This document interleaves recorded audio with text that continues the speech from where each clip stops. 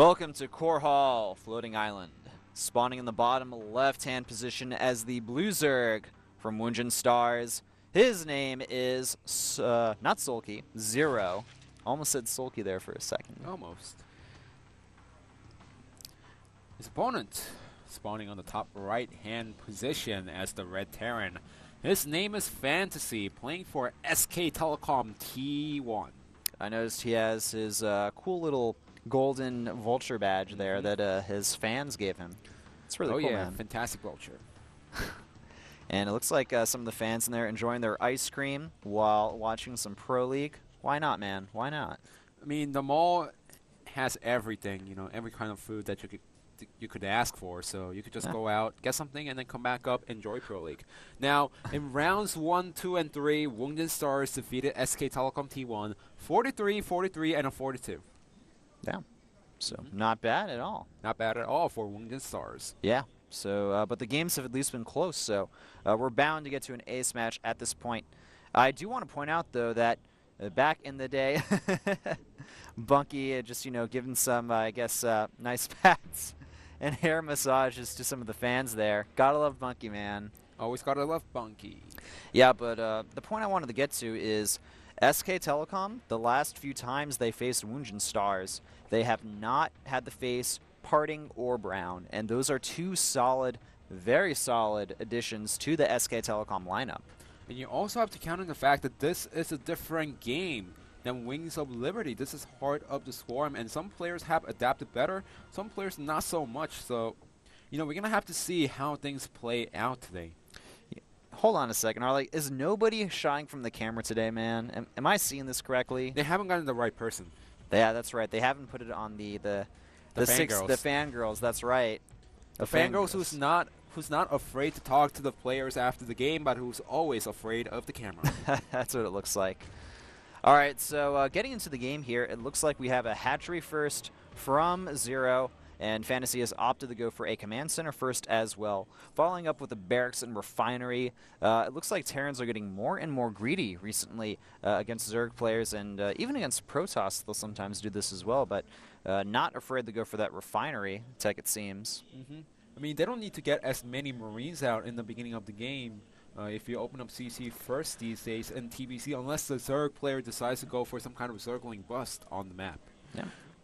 All right. So it's just a standard follow-up right after getting the CC first. A lot more Terran players in TBC, they got the command center on the ramp to make sure they could defend against possible 6-pull or possible earlier pull than hatch first or even 14 pull. Yeah, it's a very safe thing to do, and you basically lose nothing by doing that. So there's really no point in to not do that, essentially. We do have Factory Tech, though, on the way from Fantasy here, so pretty fast coming out from him here. It's actually not really too delayed from your normal factory timing. He got that up very fast here. No Reaper from him, just going to go straight into the Factory Tech, and I'll be curious to see if Fantasy goes into the Fast Hellion, or maybe if he tries to do some type of really cool and nifty drop play with some Widow Mines or Hellbats. Oh yeah, and what's funny is that remember True and Fantasy played a really extensive game at GSL? Yeah. After that, he's on a 3-game winning streak. Before that, he wasn't winning as much in Pro League. I bet that defeating True in such an insane series gave him a lot of confidence, especially in this matchup. So we do see Zero accumulating a lot of resources here. He is making 9 drones right now. He's getting extra expansion right away. Yeah, there we go. He's going ahead and grab the third base. And you know what? If you see a Terran go for a fast natural, I think that it's always fine for the Zerg to get that third base. I mean, why not? Yeah, I mean, they're not going to get punished for it anytime soon unless the Terran player, gets too many units out and then tries to go for, Marine SCB rush or something like that. So, I mean, Zero, he's not going to be sitting comfortably on 3 bases. All he needs to make sure is that the Hellion run-by does not go inside the third base or at the natural and start putting Zero's focus out of the game. Yeah. Also, third command center on the way for Fantasy. He got that very fast here. And Stim on the way, Hellions coming out. It feels like everything this game is happening just a little bit faster for Fantasy, I want to say. Definitely on top of his build orders and micro. But look at this. Zero with the 6 Queen build. He is going to have massive amounts of creep spread and excellent defense against any type of early attacks from Fantasy. And with Fantasy scouting, he's not going to push in at this point on, or even going to try to push in with the extra Hellions, because that just means suicide. All he can do right now is try to deny the creep spread, maybe catch 1 or 2 drones going from the natural to the third base. But other than that, he's not going to be denying anything. Yep, trying to poke in there, but realizing, nope, the queens are there, ain't going to happen. And now we do have an Overlord from Zero scouting Fantasy's base here. He's going to be able to see exactly what's going on. Nice shot of Bisu imparting there, and now the Woongjin Stars bench. Looks like they really want to focus on the Protoss players. Oh yeah, of course, these two teams, they're really heavily Protoss favored, and you know, Woongjin Stars with players like SOS and Flying picking up recently, and with SK Telecom T1, Rain doing well, Bisu picking up once again, Brown and Harding winning in Pro League. You know, these two teams, I have to say, they're Protoss powerhouses of Pro League this season. Yeah, I have to agree. The thing is, like, almost all teams have at least one good Protoss player. I want to point out, a lot of teams even have a good duo. If you think about it, Team 8, KT Rolster, Samsung Khan, like all these teams have amazing duo Protoss power. Even EGTL with Hero and JYP. It just seems like it's always like that for all these teams pretty much. All right, now this Overlord going to get sniped off here in addition to that Zergling. Zergling speed about to finish here. Should finish off any second. And double upgrades for both players now as well. And we're starting to move into the mid-game here. Overall, very passive. We do have a little bit of a Zergling harassment here, but Fantasy running his Marines away. I'm not sure why he didn't opt to just try the micro Star Step them a little bit more there. Well, he could have tried, but those are speedlings against some non-sting Marines, so it's kind of hard. Those Zerglings are not going to have a good day. They're getting roasted almost immediately, and that's a dangerous amount of creep that I see there that's going to get spread. That's also a random Widow Mine that could hit a Queen that's right next to the creep. Yeah, that's true. All right, so now Zero's going to get a Fort Hatchery down inside his main base, and you know, we've been really passive throughout the whole game, but that's only because both players try to play greedy as possible. Yeah. And now at this point, both players are almost saturated. Fantasy trying to get the third base up and running. Zero getting his third base, and now he's almost saturated. So both players are now going to start making units no problem left and right. But look at this nice run by Zero. He's going to go for a few SCVs, even getting 1 meal in the process. He does manage to do a little bit of damage there, but they will be chased away by these Hellions, and once again, roasted. This is essentially round 2 on those Zerglings, and Widowmine up here. It looks like it did a little bit of damage, but with the Overseer now on the battlefield, these Queens will be able to take out that Widowmine and continue spreading ridiculous amounts of creep. We also have 2 medevacs on the way, Armory as well, and Spire Tech almost complete for Zero here, so it looks like we're going to see him go into that Mutatech very soon here.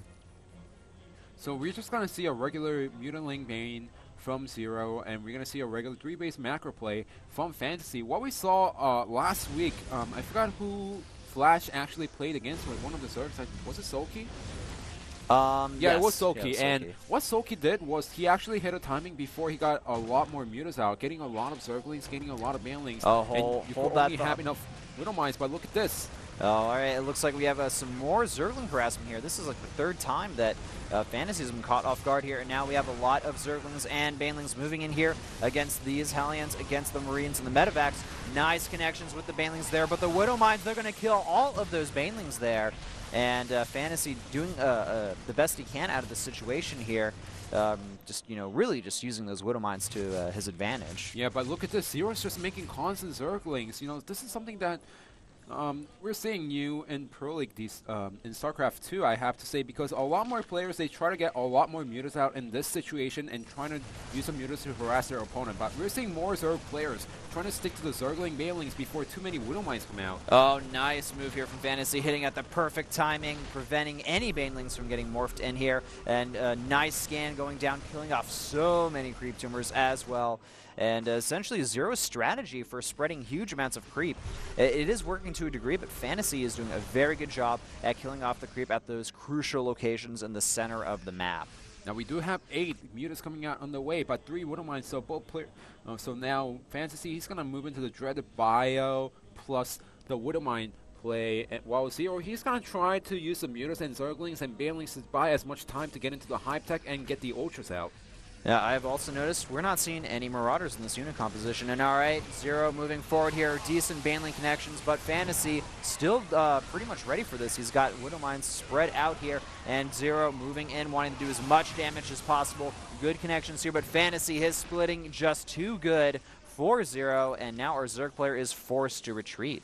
Yeah, but Zero's doing a nice job trying to deny the Widow Mines from actually pushing across the map by using the Mutas and the Zerglings. And in these little engagements, yes, he's losing the Zerglings, but he's not losing the Mutas. Yeah, that's true. The Mutas are not going down, but at the same time, they're not harassing at all this game as well. And Fantasy trying to move back here. Decent Widow Mine hit going off there, killing a lot of Lings, but a lot of the Marines do get surrounded, and Fantasy forced back just a little bit longer here. Widow Mines getting sniped off there. One will go off, kill a few Zerglings, but missing those crucial Banelings. Yeah, but this could have gone a lot worse for Zero. Those Widow Mines were actually hitting the Zerglings that were next to the Marines instead of the main army. So little nice micro by Zero, and that does allow him to buy a little more time before Fantasy moves across the map. I have to say that Fantasy is doing a really good job at slowly pushing across the map here. And it looks like 2-2 about the finish for both players right around the same time.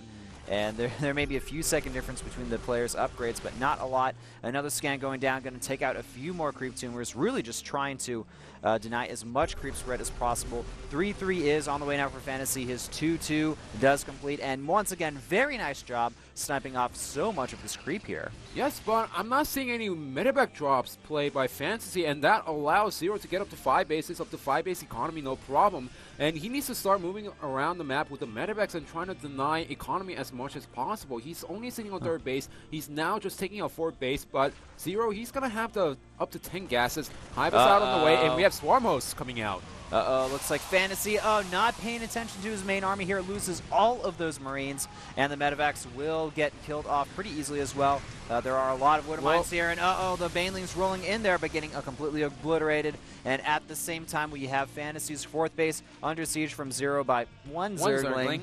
It looks like it was more on the mini-map, but Zero doing a good job at defending against Fantasy's aggression here. Well, I have to say the reason why Fantasy didn't micro is because there was a counter-attack at the natural that the observer did not spot. There was something blinking at the natural, and it was blinking for quite a good time. So I think there was a counterattack at that point. I'm not exactly sure what the counterattack was, but certainly it put Fantasy out of focus during the time. I think so. Also, it looks like Zero accidentally made a Swarm Host. It's just kind of chilling like at some random location on the map. Yeah, I was like, is he actually transitioning into Swarm Host? And I'm like, no way, but he was actually making a Swarm Host. All right, well, look at this. Fantasy making some good leeway here, killing off all of the Banelings, and all of a sudden, we do have, a few more Banelings and units here. He's going to boost out of there. Nice control by Fantasy. I have to say that his bio control this game has been very, very well, except for that one hiccup where he wasn't paying attention to the squad of his units in the medevacs, but he just keeps moving across the map. He is constantly putting aggression on Zero right now, and his 3-3 is going to finish before Zero's 3-3. But the time is ticking against Fantasy now because the Ultralisk Cavern is out on the way. Fantasy, like I said, he wasn't harassing around the map. He's allowing Zero to take all these bases for free, so now he needs to push in and actually take down the hatchery. Whether it be the 9 o'clock position or the 6 o'clock position, he needs to deal some economic damage. If not, then he's not going to have any answer against what Zero is going to put up pretty soon.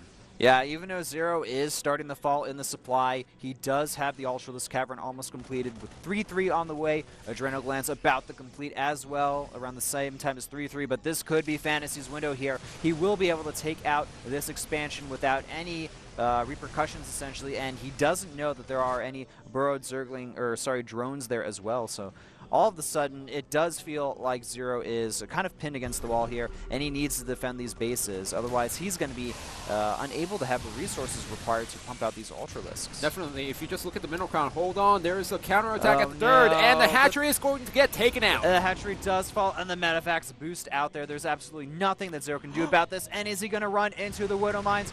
Oh my God. The Banelings get taken out by those Widow Mines, and the Widow Mines do fall as well, but it seems like Fantasy, he's really starting to get a lead here, and nice drop in the main base as well. Snipes the assimilator, kills off the spawning pool as well, and Fantasy really just starting to show his superiority over Zero in this game. Yeah, so now Zero has the tech that he needs, that he wanted at this stage in the game, 20 minutes into the game, but he doesn't have the economy to get the units out. Instead, he's making 7 Infestors. You don't want 7 Infestors if you have the Ultra Tech with sitting up to 1.5k gas. Oh, this has got to be brutal for Zero to deal with here. Essentially, the entire army lifted up instantly and then just boosted out of there. Nothing that Zero can do as he loses base after base.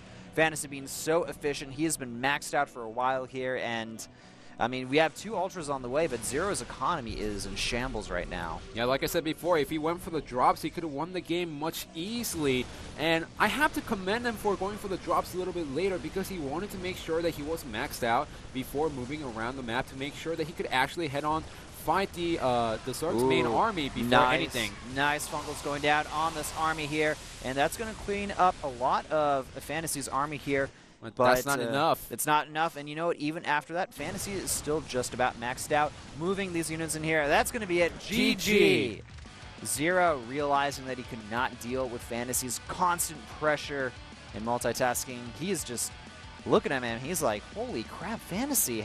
He just freaking owned me, man.